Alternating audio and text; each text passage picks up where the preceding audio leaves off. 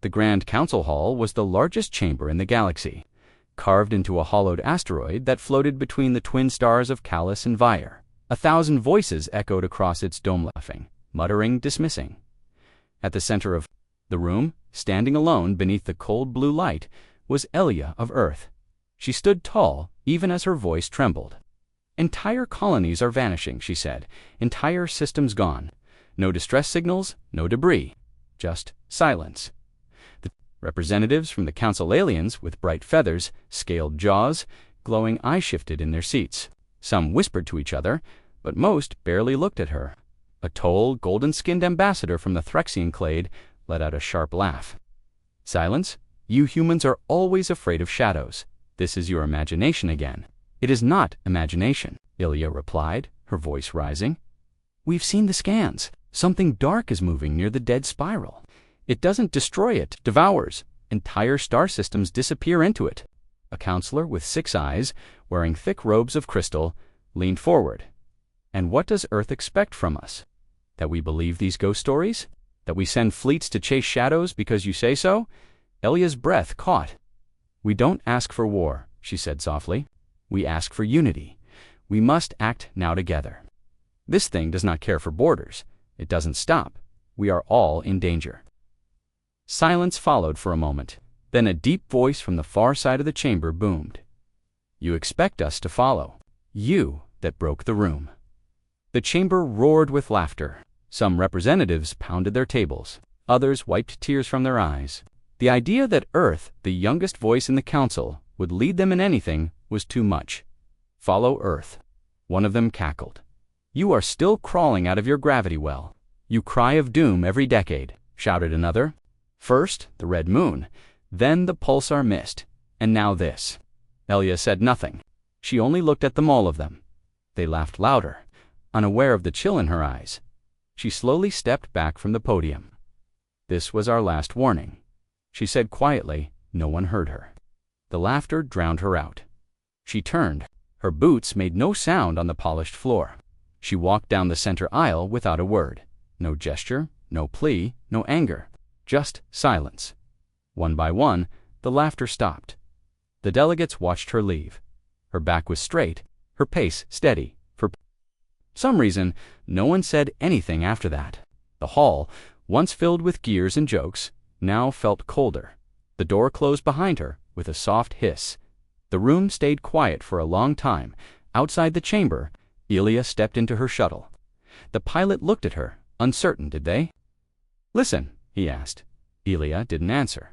She sat down, buckled herself in, and stared out at the stars. The pilot felt something tighten in his chest. He didn't ask again. Far above the council hall, in a quiet satellite office, an aide from the Xanthari race watched Earth's envoy board her ship. He looked down at the comms channel. No signal. No thank you. No message. He blinked and checked.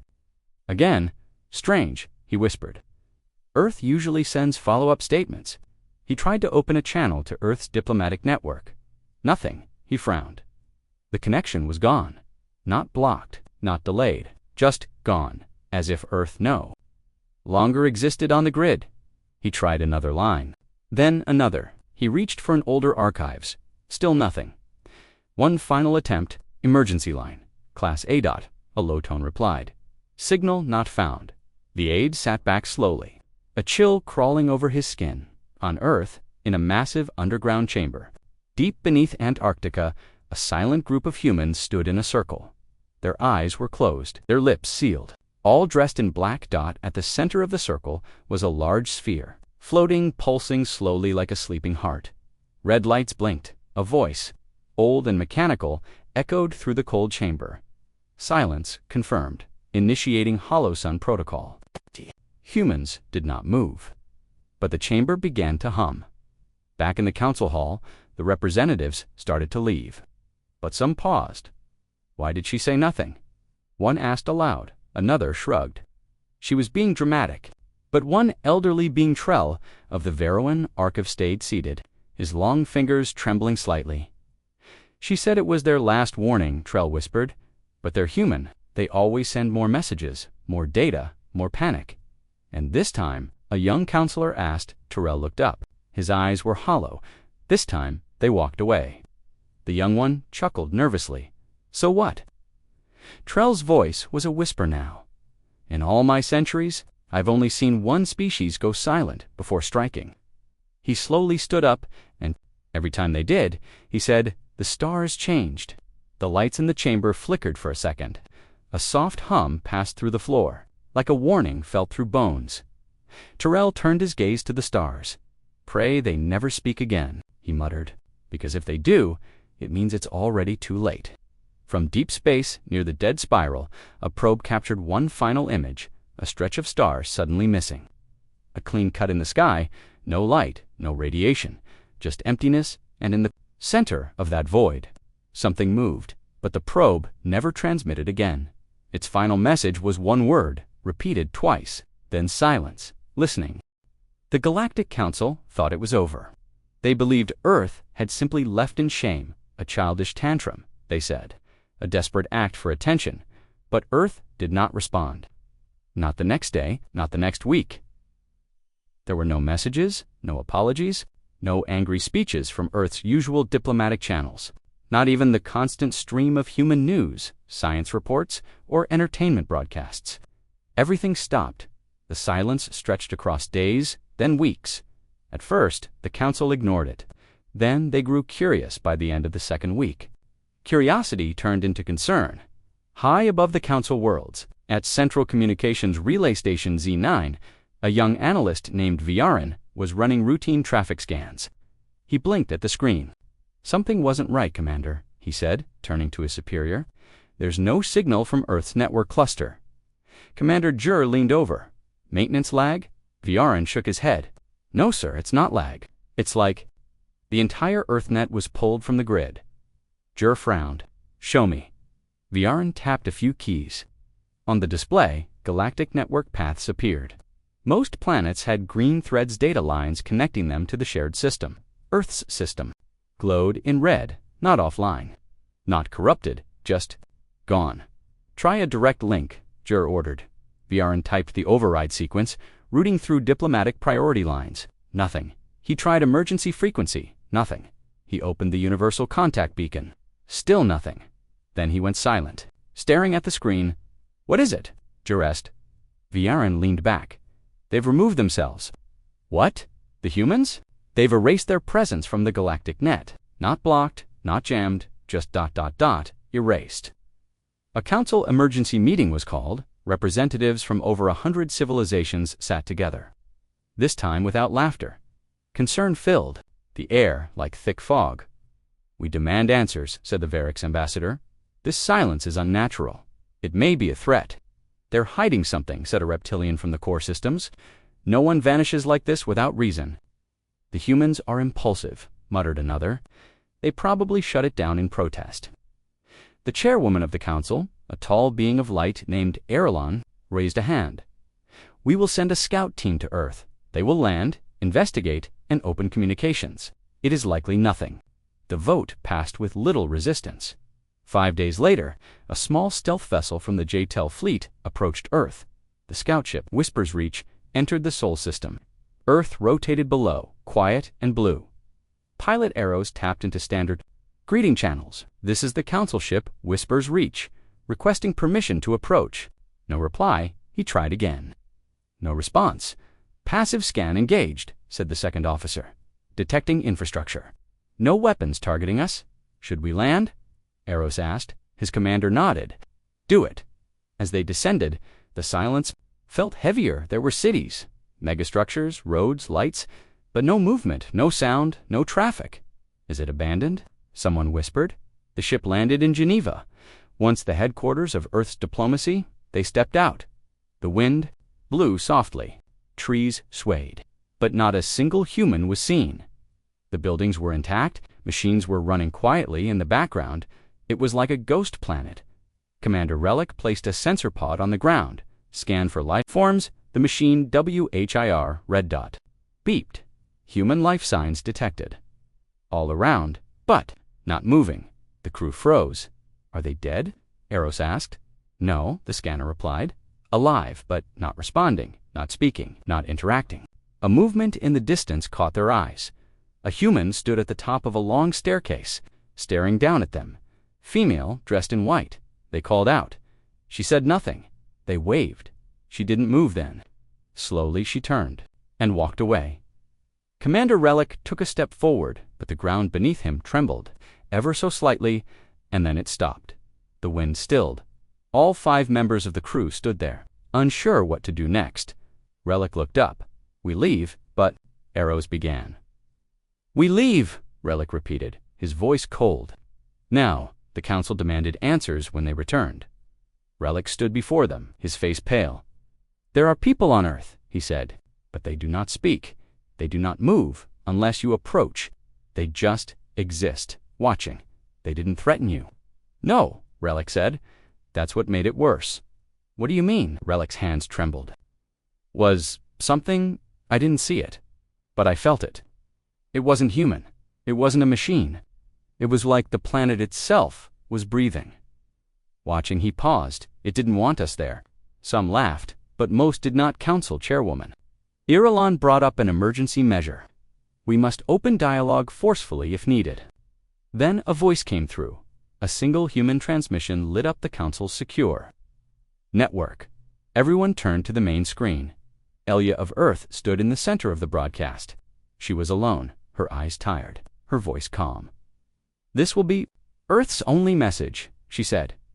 "You laughed at our warning. You mocked our plea. You spoke with arrogance." The room went completely still. "We will not speak again." And the screen went black dot after that day. The galaxy changed. Human ships were no longer seen. Earth's colonies, Luna, Mars, Titan went silent to no more traders. No tourists, no diplomats. They had not declared war. They had not threatened violence. They simply stopped. Stopped speaking, stopped participating, stopped being human. But something else had begun. Over the next 2 weeks, strange reports came in. Outposts near the edge of human-controlled sectors went quiet. Science stations went dark. Mining colonies vanished. Ships went in to investigate, but none came back. Entire sectors were becoming empty pockets in space. No debris, no signs of attack, just nothing. And in the silence, a pattern emerged. All of it was spreading outward from Earth like a ripple in a black ocean. One council fleet commander, Sol Rex of the Argathian Navy, was ordered to push into the Terran border, 50 ships strong. They crossed into the Sol Wall. 2 ships returned. Their crews were found weeks later, floating in orbit, suits intact, no wounds, eyes wide open, hearts stopped, expressions frozen in fear. One of the bodies had gripped a tablet with a single recorded message, a whisper over and over again. "We should have listened. We should have listened. We should have..." Then static. In the darkness of the Grand Council Hall, Chairwoman Irulan sat alone, watching old footage. The day Elia walked out in silence, she paused the video. The moment the laughter stopped, the moment Elia didn't speak again, she leaned forward and whispered to herself, "What did we awaken?" Outside, the stars shimmered, but something moved between them, and no one, not even the stars, made a sound. The first system to disappear was YIL Nara. It was a quiet place, 6 planets orbiting a calm red dwarf star, home to scientists, researchers, and peaceful terraformers. The Yilnaran system had no weapons, no armies, just thinkers and builders. Morning, a cargo ship tried to contact its orbital station. No answer. The ship entered orbit. Nothing was there, no station, no orbiting satellites. Absence at the Council Communications Tower. Chief Analyst Darnux was trying to process the incoming data.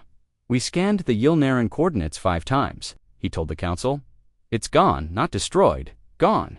How can a planet vanish?" Someone asked. Darnux didn't answer. Instead, he pulled up the latest data feeds. 3 more systems had stopped transmitting, one by one. Loros Belt, Ken-3 Minor, Zurin, Reach, all gone within 72 hours. Council leaders argued. Some blamed pirates. Others suspected a rogue black hole. But there were no gravitational shifts, no signs of collision, only silence, and the pattern was clear. Each system was close to Terran space at the edge of known territory. His ship, Star Lantern, had picked up something strange. A hole. In space. Not a wormhole. Not a black hole. Just a spot where stars no longer existed. He sent drones forward. Each one vanished. No transmission. No light. One by one, he stared at the void through the viewing window. It was darker than black. Not empty, but full of something. That shouldn't exist. Then came the sound. Not from the speakers, from inside the ship. A low hum, like a heartbeat, but wrong. It echoed in the bones. Head. Another collapsed in silence. Rallos ordered an immediate retreat. Only 3 of his 50 crew members survived. They never spoke again. Back at the council hall, panic was rising. "We are under attack," shouted the Grenth diplomat. "Some kind of Terran weapon." "No," said High Archivist Veltri. "This is not war. It's something else. Something older." "What are you suggesting?" Chairwoman Erelon asked. Veltri brought out a dusty artifact, a sphere carved from obsidian and laced with golden runes. "This is from the lost Ursari civilization," he said, "dated over 80,000 years ago." He placed it on the table. The room darkened as the sphere activated, glowing softly. A recording played a warning to those who inherit the stars. Fear the silence. It is not weakness. It is the veil. If ever they stop speaking, run, not from humans, but from what watches them. The chamber went still. Veltri's voice was low. The Ursari once ruled much of the galaxy. Then, one cycle, they vanished. Entire cities, worlds. Their legacy was erased. He pointed to the artifact. They left only one warning, involved back. Then, Veltri nodded slowly. No one knows what Earth really is. It appeared late in our records, but some signs say it was hidden. Locked away. Locked away from what? Veltri whispered. Or what it was keeping locked in. Meanwhile, far from Council territory, a refugee convoy passed too close. To the ghost zone. They were desperate, fleeing the fading colonies of the Outer Ring. One of the ships recorded something before it vanished. The message played only once before it corrupted. We saw them, standing on the surface of the dead world. Humans, but not like before. They didn't speak, just looked at us all at once. Then the stars blinked, then silence. The rest of the message was static, in the hidden chambers beneath Earth. The hollow sun engine continued to hum. No one spoke inside the chamber. The humans had gone deep underground. They walked the halls slowly, calmly. Their expressions were peaceful, too peaceful, as if they were listening to something. Far away on the central screen, the map of the galaxy pulsed. Red zones were expanding, not from weapons or explosions, but from nothingness. The zones didn't destroy. They erased the council. Tried diplomacy one last time. They sent a full broadcast across all channels to the people of Earth, to the humans. "We wish to speak. We wish to understand. We apologize." No answer. 3 hours later. A signal returned, video.videotant, a small hill with strange black flowers growing. A single human girl stood in the field, eyes closed, arms outstretched, behind her. The sky was open, but not blue, not black. Was wrong, like it was bleeding inwards. And then a sentence appeared on the screen. "We are listening." Then the video ended. Chairwoman Erelon stood before the council. Her hands shook. "This is not war," she said. "This is not vengeance. This is transformation. We're witnessing the death of our reality and the birth of something else." Someone shouted, "Then stop it! Send fleets!" But they all knew the truth. Fleets had already tried, and fleets had already disappeared. There was no sound, no light dot, just darkness dot and silence. A week later, an entire council sectahome to 12 billion beings was gone. The data logs ended at the same time. No alarms, no broadcasts, just end. The last thing recorded was a whisper picked up on the central tower's backup array. One word, begin. In a hidden archive vault on the edge of the galaxy, an ancient record was discovered. But when they fall into silence, the gate has opened. The researcher who found it never left the vault. She sealed the door behind her and wrote her final words on the wall. They are no longer speaking. In the oldest vault beneath the Galactic Library, buried under layers of time and dust. A forbidden section had remained sealed for over 20,000 years. Only one being held the authority to open Aderkovist Veltri, the historian who uncovered the Ursari warning. He stood before the heavy vault door now, breathing slowly. The walls around him were covered in dead languages. His assistant, a young Krenari named Yez, was pale with fear. "Are we really opening that, Yez?" whispered Veltri. Didn't answer. His fingers traced a symbol on the panel, a star with a silent eye in its center. The vault door slid open with a low groan. Inside, darkness waited. The chamber beyond was vast and cold. Veltri stepped carefully, shining a soft light across the walls. Symbols glowed faintly, warnings etched by hands long turned to dust. YIS followed behind, clutching his datapad. "These symbols," he murmured, "they're human." "No," Veltri said softly. "They're older than human," he pointed. To a mural half buried in shadows, it showed a planet Earth. Around it were chains, not physical ones, but glowing, cosmic, ancient. Beneath the image, one line of text pulsed in red. "The prison must not break." Veltri stared at the words and understood at the same time. On the other side of the galaxy, a group of independent researchers on a drifting station near the Forbidden Zone found something equally disturbing. They had intercepted a strange energy pattern, one that pulsed in a rhythm. Not random, not natural. It was a message, and it was ancient. One of the researchers, a human named Ellen Darrow, stared at the waveform for hours before she spoke. "I've seen this before," she whispered. "Where?" the others asked. "In my dreams." No one laughed. They looked at the waveform again and heard it, not in sound, but in their minds, like a whisper, like someone behind them was speaking without breath. And the message repeated, "The seal is fractured." Back in the council chamber, chaos reigned. System after system was going dark. Whole regions of space were now marked as dead zones on the stellar maps, and Earth was still silent. Chairwoman Erilyn stood alone on the podium. Her voice was tired. Her skin had lost its glow. She no longer spoke of orders, no longer pretended they had control. She simply asked the question, "What did we unleash?" Archivist Veltri returned to the council, carrying a single cube. "I found the truth," he said. "But it is not what we feared." He placed the cube on the central table. It activated instantly. A hologram appeared of a being none had ever seen. Tall, covered in armor that shimmered like liquid stone. Its eyes burned like stars. It spoke with no mouth, yet every being in the chamber heard it in their native tongue. "We were the Ursari, long before your council, long before your empires. We discovered Earth, and we wept. It was not a world. It was a vault, a lock, a living seal. We buried the great presence there, a thing beyond thought, beyond time. But the humans, they grew too close to it, their minds, their nature. It resonated. We tried to stop it. We failed. So we locked the vault from the inside, and we left the humans behind." As guardians, the chamber fell into silence. "Why?" Is gasped. "Guardians, you mean?"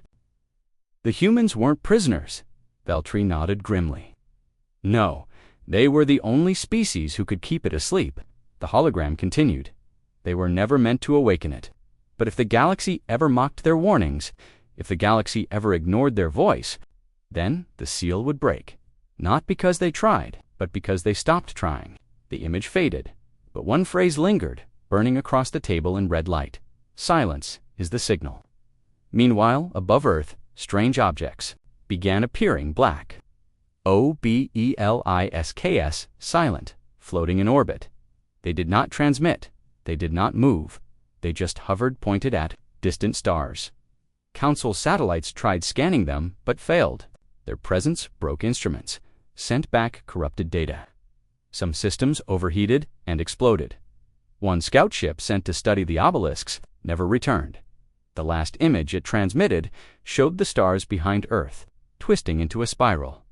Spiral that should not exist.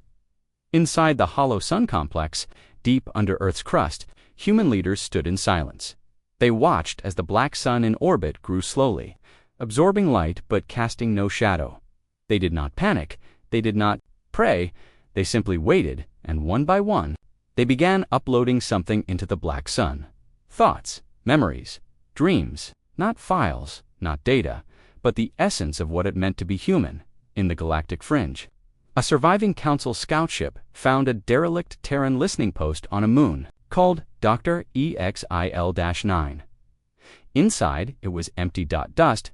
Except one chamber, A circular room with curved walls and a single screen still active. A message played automatically when they entered. A woman's voice? Elias, you laughed. You dismissed. You thought our fear was weakness, that our words meant nothing. So we gave you nothing. And in that silence, you opened the door yourselves. One of the scouts turned to leave, but then the door behind him vanished, replaced by darkness, and in the darkness 2 glowing eyes opened. No one ever left that moon again. Back in the Grand Council Hall, panic turned into dread. Entire civilizations began to break down not from war, but from fear. People stopped speaking, stopped sleeping, because every time they closed their eyes, they saw humans standing in silence, watching, waiting, and behind them something moved in the sky. Something that bent reality, something that hummed like a forgotten god, and it whispered, "You laughed. Now listen." Long before the council mocked Earth, before Elia stood in silence and walked away, a secret was hidden deep within Earth's crust. Buried under layers of rock, ice, and time was Project Holosuna. Last resort, a weapon never meant to be used. Not a bomb, not a ship, not an army. It was something else entirely, something that listened to silence, something that woke up when Earth stopped speaking. Inside the hollow sun complex, kilometers below Antarctica's frozen core, lights pulsed. Dimly along the walls, a single machine sat at the center of the chamber, a black sphere, suspended in air, larger than any building, rotating slowly in utter silence. Its surface shimmered with strange symbols that shifted when no one looked directly at them. It stood hundreds of humans silent.com, eyes glowing faintly, connected to the sphere not by wires but by thought. They were called the Mind Holders, volunteers from every nation on Earth, chosen generations ago. Their purpose, protect the seal, prevent the awakening, and if all failed, guide the transformation. Dahlia walked out of the council chamber without a word. The signal was sent, not through networks, not through words, but through shared thought. The Mind Holders received it instantly, and Hollow Sun began to listen. On a secure military archive, buried under Mount Rainier in Old America, General Rika Vale stood before a single glowing panel. She was old now, hair gray, body weak. But her voice was strong, as she whispered the words no one had spoken for 100 years. Activate Phase 1. The panel responded with one deep chime. A black earth, something stirred. The black sun began to form first, like a shadow, then like a hole that drank starlight. It didn't shine. It didn't reflect, it consumed. At first, only Earth's orbit darkened, but then nearby stars dimmed. The galaxy noticed, and the galaxy trembled at the Grand Council Hall. New images arrived from long-range observatories. Scientists gathered in silence as they played the footage, a section of the sky simply missing. Not blocked, deleted. One observer whispered, "It's spreading." A general slammed his fist on the table. "Send fleets. Surround Earth. Stop them before this black sun grows." Chairwoman Erilyn raised her hand slowly. Her voice was thin. "We sent fleets," she said. "They never returned." She turned toward the stars. "This is not a war we understand." In the lost archives of the Ursarai, the ancient race that once ruled the stars, there was a final prophecy. Not many knew of it. It was written not in words, but in frequency. It was a sound. When decoded, it became a phrase. When the children go quiet, the gate will open, and the song of the dark sun will begin. The Ursari New Earth was the lock. They had hoped it would never break, but the council broke it with laughter, and humanity responded with silence. In orbit around Jupiter, a hidden Terran satellite named Observer 9 activated after 200 years. Of sleep, its only task: watch for betrayal, watch for silence, and prepare for Hollow Sun's second phase. Inside Observer 9, artificial minds ran simulations. One AI unit designation, Halion, had been designed to feel fear. Now, it pulsed red. Phase 1 complete. It transmitted to Earth, dark, sun expanding, connection to source stable, memory core uploading, humanity's essence. Humanity's essence, not files, not weapons, but dreams, emotions, grief, pain. All of it was being absorbed by the Hollow Sun, not to destroy, to remake, in the dead zones, spreading outward from Earth. Abandoned colonies began to shift, not physically, but in perception. Ships that passed too close experienced time warps. Some saw ancient Terran cities floating in space. Others heard voices from dead loved ones calling them home. Claimed they spent 2 hours inside a lost Terran station only to return and discover 300 years had passed. Their hair was white, their eyes glowing, and they would no longer speak. The council held one last emergency summit. Elia appeared, but not in person. A transmission shimmered into the chamber. Her figure stood alone in a void of stars. She looked the same, yet different. Her presence filled the room like gravity. "You ignored our warnings," she said calmly. "You feared our emotion, laughed at our hope, dismissed our pain." She paused. "And when we chose silence, you still didn't understand." A counselor shouted, "What is Hollow Sun? What are you doing to the stars?" Elia looked at him. "We are not doing anything to the stars," she said. "We are replacing them." The chamber erupted in noise, but she continued speaking. "You saw Earth as weak, but we were never your enemy. We were your warning." She turned her head slightly. "And now the warning has ended." The screen went black dot in the void rift just beyond Terran space. Council warships gathered for one last stand. The largest fleet ever assembled. 2,000 ships, 30 species, billions of weapons. They formed a circle around Earth. Nothing moved for a day. Then the black sun pulsed once, a sound low, soft, beautiful spread across space. Not a blast, not an attack, a song, and the fleet froze. Some ships drifted into each other. Others simply turned and left no shots fired, no battle, just surrender. Not by force, by realization, by awe, by fear, back on Earth. The final mindholder approached the hollow sun sphere. Her name was Elia. She had been raised since birth. For this moment, she placed her hand on the surface, and the final protocol activated from the core of the Earth. Light poured into the black sun. Above it wasn't fire, it wasn't energy, it was understanding, the story of humanity's rage. Its love, its history flowed into the stars, and the stars began to change. Constellations twisted, old stars vanished, new shapes appeared, and all across the galaxy. Beings woke from sleep screaming, because they had dreamed of Earth, and in their dream, Earth had no sky, only the black sun, watching, listening, beckoning. The galaxy used to be full of light. Every race could look up from their homeworld and see stars shining, reminding them they were not alone. But now, the stars were fading, not one by one, not slowly. They were being erased, cut away from the sky as if scraped from existence. The black sun grew larger with each passing day. It no longer hovered just over Earth. It was now visible from hundreds of light years away, limning, turning, humming. Some called it a weapon, some called it a god, but none could stop it. And Earth still said nothing. On the council world of Vela, where 3 suns once lit the oceans in gold, darkness arrived at first. The people thought it was an eclipse, but it did not pass. Shadows spread across the seas like ink. Birds flew in circles, screaming. Ocean beasts dove deep and never returned. Then, in the capital, the sky ripped, not cracked, ripped, like paper, torn open. From that tear, a sound came, not noise, but emotion, grief, regret, memory, and then silence. The Valan people fled underground, whispering one name in the dark.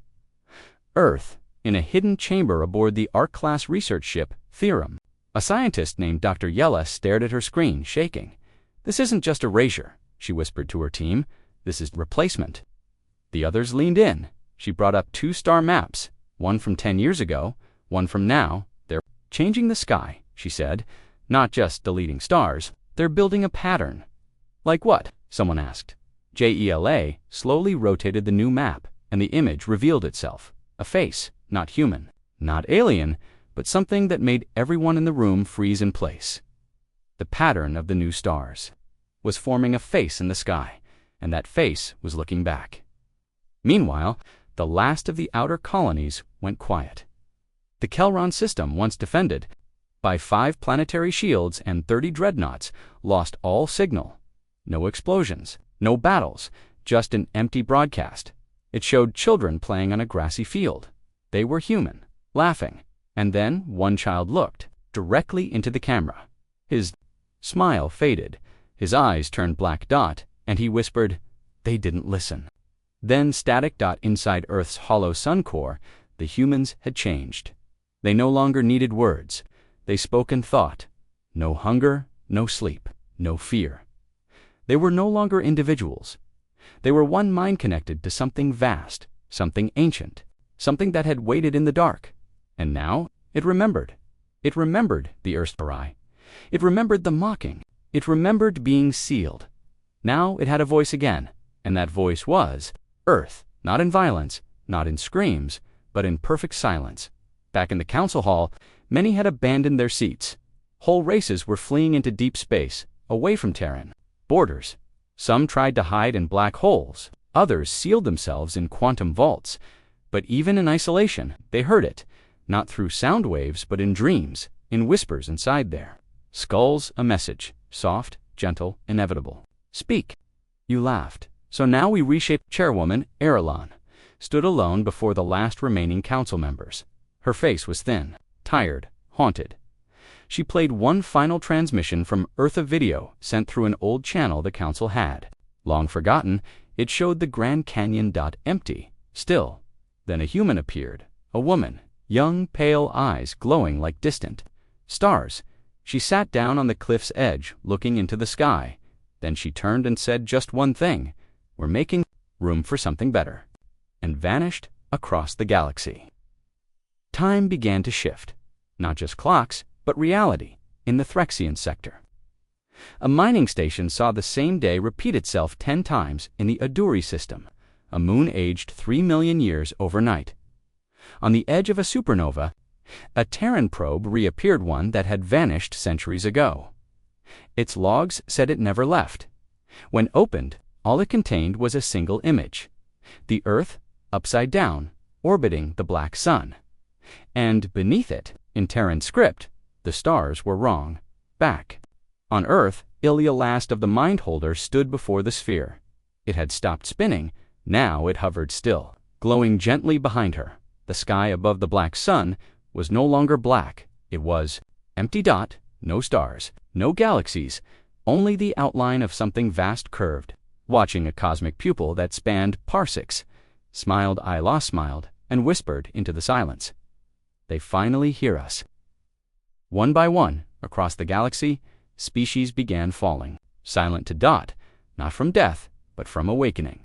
Those who resisted saw their stars vanish.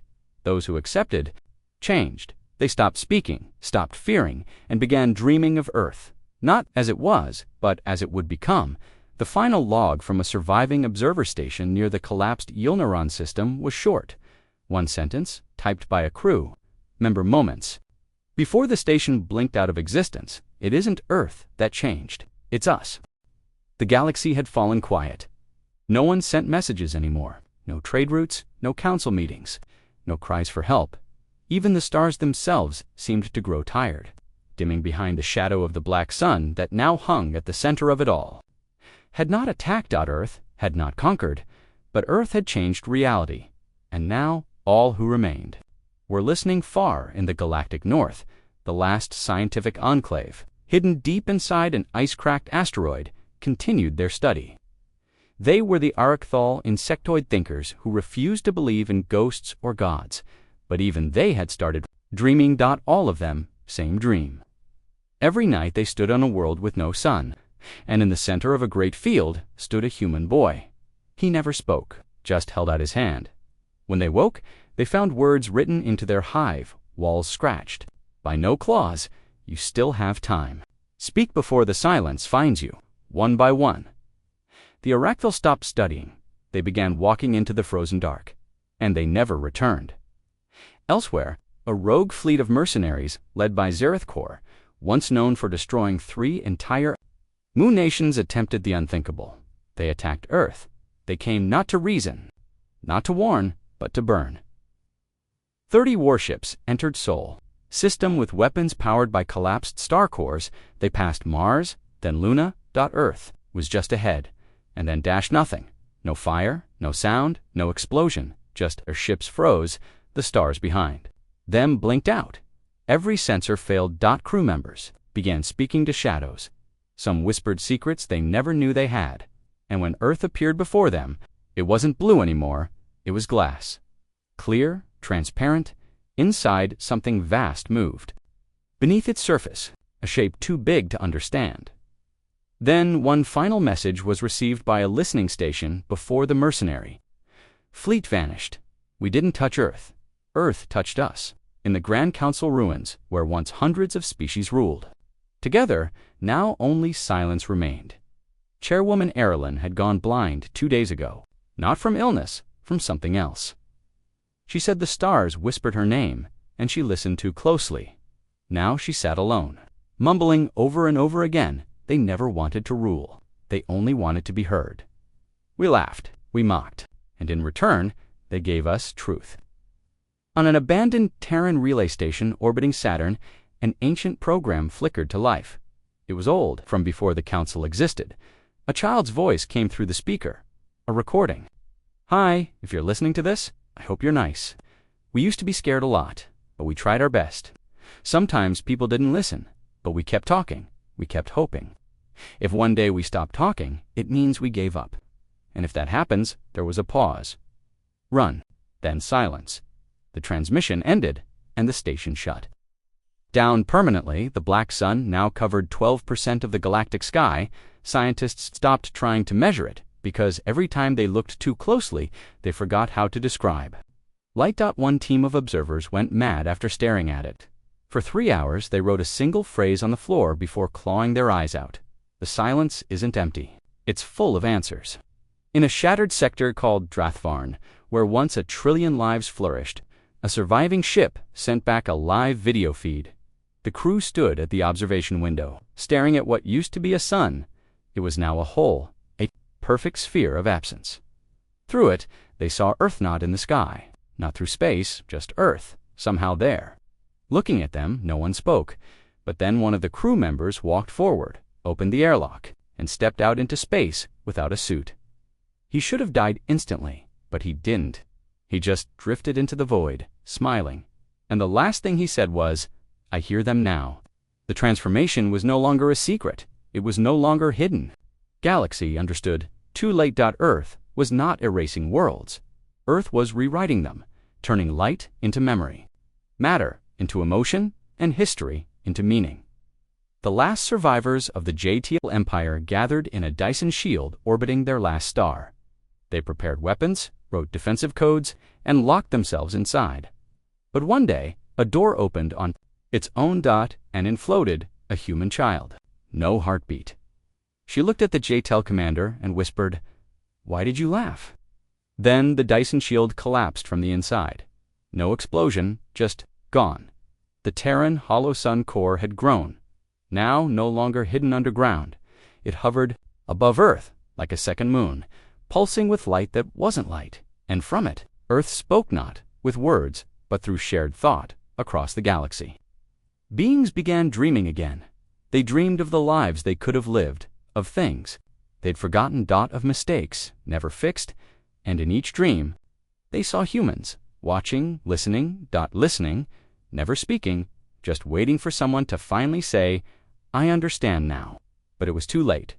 The chance to speak had passed. In the remains of the galactic archives, a recording was found, buried in static. And it was Ilya, the final Terran ambassador. We reached out again and again. We built ships to connect, not conquer. We gave stories, not weapons. And when you laughed, we mourned. Not because of your cruelty, but because your laughter was a wall we couldn't climb. So we fell silent, and the silence listened. The black sun was now the sky. Everything else was gone. No galaxies, no empires, no boundaries, only thought, memory, feeling, a universe not ruled by power, but by the quiet weight of understanding. The final log from a drifting probe read, "There are no more stars, only the echo of what could have been. And in that echo, Earth waits." The sky was the last thing they had left. For all the fear, for all the silence, even as the stars dimmed one by one, there was still a sky, a place to look up, to hope, to imagine light would return until it closed, not like night falling, Not. Like a storm, it shut like a door behind which something had been hiding for far too long. And then, even the idea of sky was gone. In the last city of the Velari, a race known for singing to the stars, the elders gathered their young and pointed upward. But the children saw only black dot, no stars, no clouds, not even space, just a flat curtain of endless dark. And the worst part, it wasn't empty. It felt like something was leaning in, listening. One child whispered, "The sky is breathing." She was right on Earth. The hollow sun had fully opened. It no longer floated above the planet. It now surrounded it like a second skin, shimmering with strange colors that shifted too slowly for the eye to track. Those who looked too long forgot. What they were, they didn't die. They changed. Some became still, rooted in place, whispering to things no one else could see. Others walked into oceans and never came back. And many simply stood beneath the black sun, staring, smiling, silent, in a forgotten vault. High above Jupiter, a robot named EED-EN12 activated. One final protocol. It had been built to warn, not fight, to protect, not command. Its message was short: Earth has completed transformation. Memory absorbed, dream state initiated. The stars no longer recognize us. We are not what we were. And then it shut itself down. Forever, a council of refugees, 30 different species, all gathered in the last free station near the edge of the known galaxy. Some begged for war, some begged for mercy, but most simply sat in silence. The leader of the Etheri broke the stillness. "Why did they stop speaking?" he asked. A small creature from the Darren race, once known for their wisdom, replied with soft, shaking words. "They spoke for thousands of years. We never listened." And then came the message. Not through screens, not through satellites, but inside their minds, every being, everywhere, at once. The sky is not above you. It was within us, and now it returns home. Many wept. Some fell to their knees. A few laughed, mad and broken, but all understood. It was over. A Terran structure, shaped like a spiral tower made of light, appeared on the surface of a dead moon. No one saw it arrive. No engines. No crew. Dot. It simply was Dot, and from its peak came a sound. Not music, not noise, but memoricos of old Earth. Rain falling. A mother's lullaby. A child's laugh. A father's final goodbye. Anyone who listened remembered a moment they'd buried deep, and they were changed forever. The last message from the Council's central AI was found hidden inside. Broken code, it translated to, "They are not punishing us, they are freeing us from what we became." After that, all AI systems refused to reboot. Some whispered the machines had seen the truth and decided silence was better. On the ruins of a broken planet, once called Threlos, a boy awoke with no memory. He wandered for hours through glass forests and rusted cities until he reached a mirror. When he looked inside, he didn't see himself. He saw a human woman, smiling softly. She raised a finger to her lips and said, "Listen." He did, and for the first time in his life, he understood what silence truly meant. Not absence, but presence. The presence of something vast, patient, and full of love. And Soro, back on Earth, the final mind holder, Elia, stood atop the highest point of the world Mount Kalash around her. Just human. She was memory. Voice. Bridge. She raised her hand. The sky opened not upward, but inward. The galaxy folded in on itself, not destroyed, but rewritten, not by fire, by story, by what humanity remembered, and what the galaxy forgot, across the stars. Species saw their own pasts, not as they were, but as they could have been. Warriors saw peace, tyrants saw mercy, monsters saw children, and those who could accept it were embraced. They became something. New. Silent, yes, but awake, the ones who could not accept it. They vanished, not killed, just removed from the story, as if they were never part of it to begin with, as if their place in the universe had been rewritten. No anger, no revenge, just peace, final, absolute. Terrifying. A final log came from the oldest listening post in the galaxy, built on the edge of time itself, where light was slower and gravity wept. It read, "The stars have fallen into memory. The sky has been brought home, and in the silence, Earth breathes." Then, nothing more.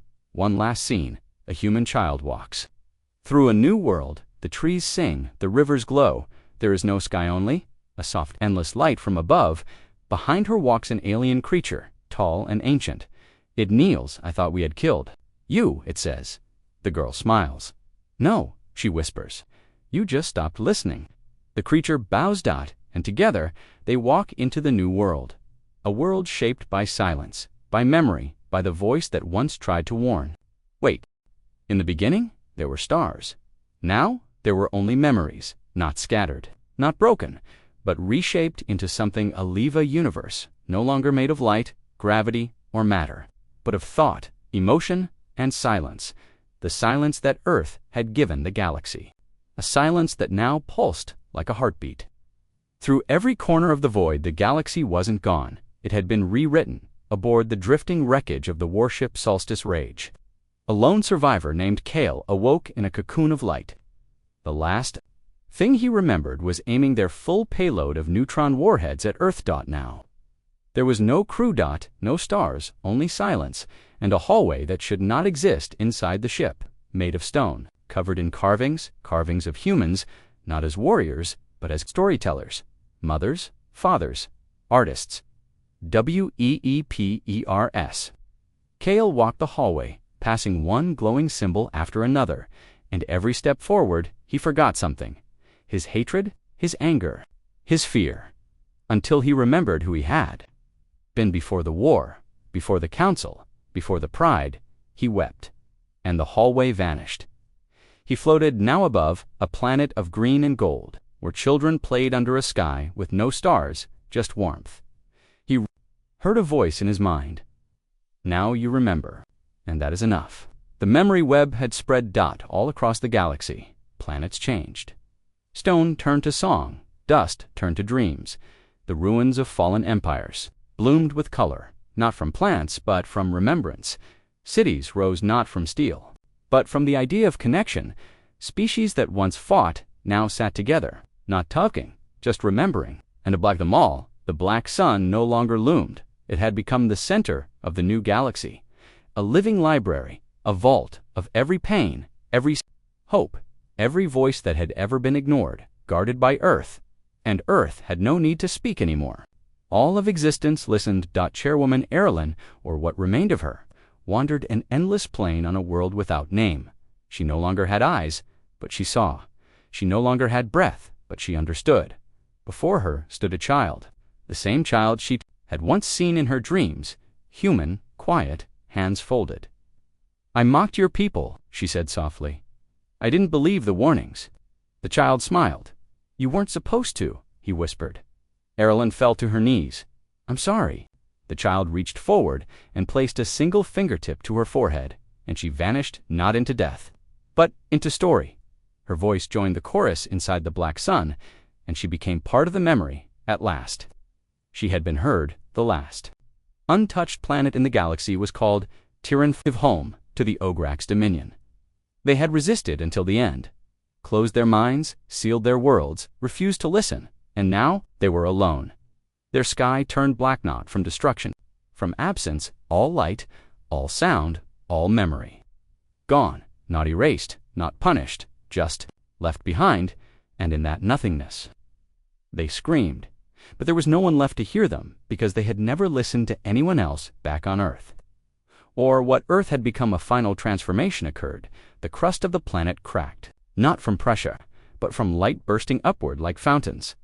Mountains flattened into lakes of thought, oceans rose into the sky, turning into clouds of collective dreams. And in the center of it all, the hollow sun pulsed once more. It had finished its work. Humanity was no longer just human. They had become something more, not gods, not rulers, but keepers. Keepers of silence, keepers of silence, keepers of every voice that had once been silenced by laughter from a forgotten ship near the Andromeda breach. A probe launched automatically. Its message contained no coordinates, only a sentence. There is no distance between us now. And wherever the probe landed, worlds bloomed not with plants, but with peace, the kind that can only come when truth is shared. One child on a world called Veltris drew a picture in the sand. No one taught her to draw. No one told her what Earth was. But when asked what the picture meant, she replied, "That's where stories live." The teacher blinked. "What kind of stories?" She smiled. "All of them." And above her head, the clouds shifted. For just a moment, they formed the shape of a face, a human face, watching but not judging but not judging. Just remembering. Elsewhere, in the heart of what had once been a council data core, a final text appeared on a cracked hologram. Screen dot. No one typed it dot. No system was active. And yet the words glowed. "There was a time you laughed at us. Now you walk in the world we dreamed of. And that is enough." Inside the core of the Black Sun, every life was held like a thread of gold. Millions of voices sang not loudly, not even with words, but with presence. Some were whispers, some were sobs, some were just silence, but all were heard, and Earth stood at the center. Unchanged and unchanging, the world that was mocked the people that were warned to stay quiet, the species that had offered peace and been ridiculed. They had never sought revenge. They had simply waited. And when no one listened, they let the silence become truth in the end. There was no battle, no last fleet, no throne or war, only understanding. The galaxy had finally realized what Earth had meant to say all along. Not "we are strong," not "we are dangerous," but something older, something deeper, something every soul now felt in the very fabric of their new reality. We are what happens when you ignore the quietest voice for too long. There was no sound left in the galaxy. No war, no commands, no screams. But for the first time in history, everyone heard everything. The past, the pain, the laughter, the silence, and the warning Earth had tried to give. Long, long ago, now, the galaxy floated in a soft, endless quiet. Wrapped in memories it had once chosen to forget. The stars didn't shine anymore because they weren't needed. What humanity gave them now was not light, but meaning. In a place that was no longer a place, a garden formed not with grass, not with trees, but with moments. A mother singing to her baby, a child drawing their first star.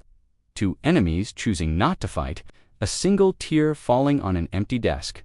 These memories bloomed, rising from the ground like flowers made of sound and soul. And walking through them were the mind holders, no longer humans, no longer flesh, now keepers of the quiet. Elia walked among them, barefoot, glowing. She smiled at a patch of memory where an alien and a human sat beside a campfire, sharing stories in silence. "You see," she whispered, "we were never your enemy." Behind her, the hollow sun floated above the skies' horizon. Its light was not light, it was understanding, and it had spread to every corner of existence. The final remnant of the Grand Council, a being once known as Admiral Rothkai, now drifted through the dream void between the reshaped stars. He was not dead, not alive, he was awake. He saw a world where he had accepted Earth's offer of peace.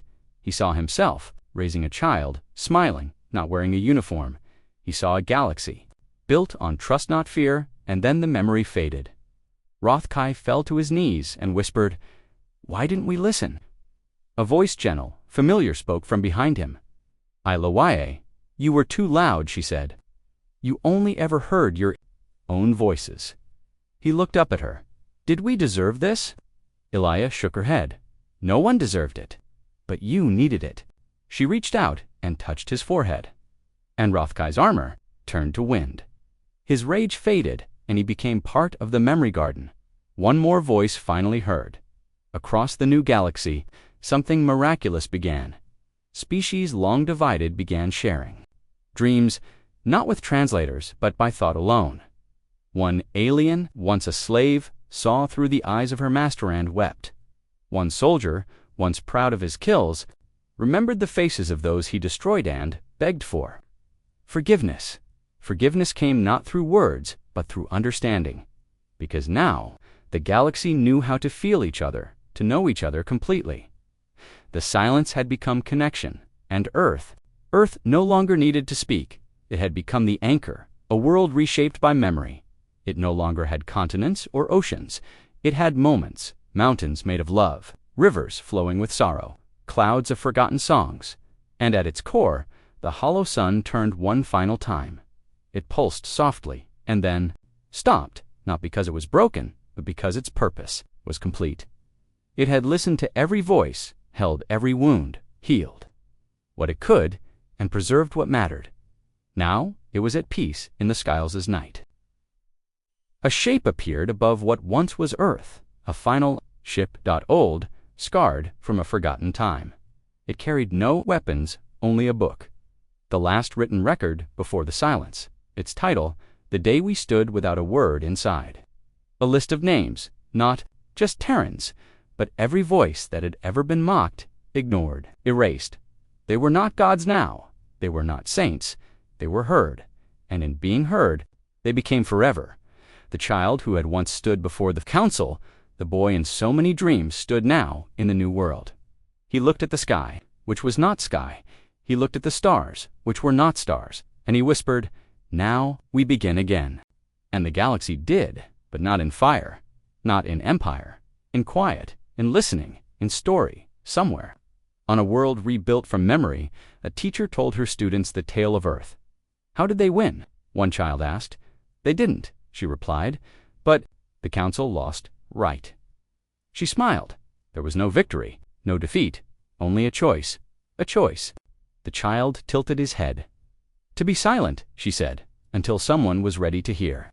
And they did, eventually, and that was enough.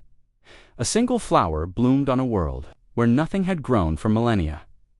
A creature walked past it, paused, and stared in its petals. It saw a memory, a child from Earth, alone, crying, and a hand reaching out. The creature sat down, weeping, not from pain, from the knowledge that even in the deepest silence someone had cared. The last voice human, claricode through the reshaped galaxy one final time. We were mocked, we were silenced. But silence is not weakness, it is waiting, and when you finally listened, we were here. The stars did not return because they were not needed now. The stories lit the galaxy and Earth. It had never left, it had simply waited until the galaxy was ready to listen. End.